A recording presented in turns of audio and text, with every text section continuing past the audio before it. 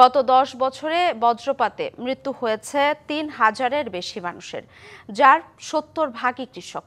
দিনে দিনে যেমন বাড়ছে বজ্রপাতের ঝুঁকি, তেমনি বাড়ছে বজ্রপাতপ্রবণ এলাকাও, আর এতে প্রতি বছরই বাড়ছে মৃত্যু।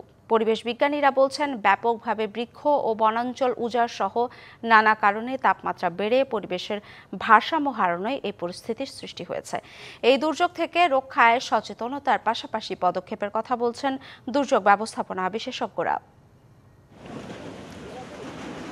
বর্ষা বা তার আগে কালবৈশাখীর মৌসুমে বাংলাদেশে এক আতঙ্ক হয়ে উঠেছে বজ্রপাত, যার সংখ্যা প্রতি বছরই বাড়ছে, সেই সাথে পাল্লা দিয়ে বাড়ছে মৃত্যুও।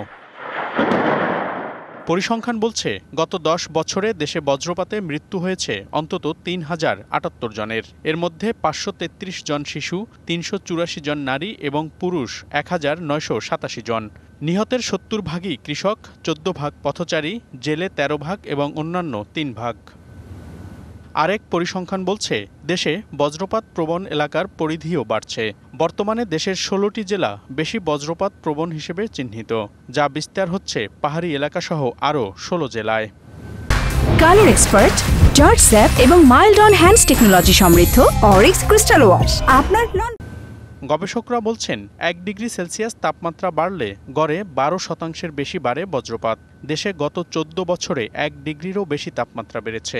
ফলে কয়েক বছর ধরে ঝড় বৃষ্টি ছাড়াও বজ্রপাতের ঘটনা ঘটেছে।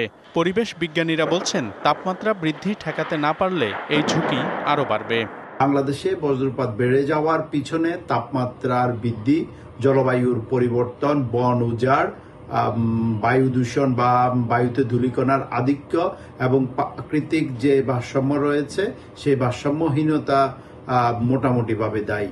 বর্ষা ও কালবৈশাখীর মৌসুমে বজ্রপাত থেকে রেহাই পেতে সবাইকে আরও সচেতন হওয়ার পরামর্শ আবহাওয়াবিদদের। এপ্রিল মাসে গড়ে 9 দিন বজ্র বৃষ্টি হয়ে থাকে। এবার এপ্রিল মাসে এই ধরনের কালবৈশাখী ঝড়ের ঘনঘটা আধিক্য রয়েছে। আগাম সতর্কবার্তা দিয়ে থাকে, তা যদি পুঙ্খানুপুঙ্খানুভাবে মেনে চলে, তাহলে এই যে ৩০০ থেকে ৪০০ লোক প্রতি বছর মারা যায়, তা বহুলাংশে কমিয়ে আনা সম্ভব। বজ্রপাত থেকে রক্ষা পেতে বেশি ঝুঁকিপূর্ণ এলাকায় বজ্র নিরোধক যন্ত্র লাইটনিং অ্যারেস্টার স্থাপন করেছে সরকার, কিন্তু তাতেও খুব একটা কাজে আসছে না। দুর্যোগ ব্যবস্থাপনা বিশেষজ্ঞরা বলছেন, বজ্রপাত প্রবণ এলাকায় জনসচেতনতার পাশাপাশি নিতে হবে কার্যকর ব্যবস্থাপনা। আগাম সংকেতের ব্যবস্থা করতে হবে, কিন্তু আমরা জানি না যে আকস্মিকভাবে কখন আসবে। প্রযুক্তিভিত্তিক এক ধরনের ওয়ার্নিং বা সতর্ক সংকেত অবশ্যই দিতে হবে এবং সেটা মানুষকে ডিসিমিনেট করতে হবে, মানুষকে সে বিষয়ে জানতে হবে। ২০১৬ সাল থেকে বজ্রপাতকে দুর্যোগ হিসেবে ঘোষণা করে বাংলাদেশ।